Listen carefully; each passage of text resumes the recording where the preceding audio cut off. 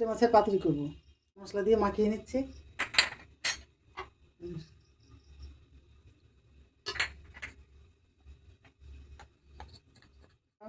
জিরে, পেঁয়াজ, টমেটো দিয়ে বাটা মশলা করেছি, একটু নুন দিয়ে মাখিয়ে নিচ্ছি।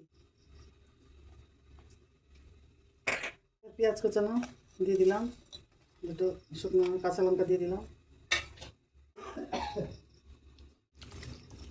এবার ভালো করে মাখিয়ে নিলাম, সব কিছু মশলা দিয়ে পেঁয়াজ টেয়াজ দিয়ে সব মশলা দিয়ে মাখিয়ে নিলাম। এবার কড়াইতে বসিয়ে দেবো,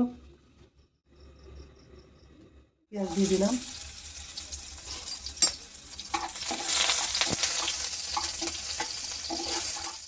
এবার মাছ দিয়ে দিচ্ছি।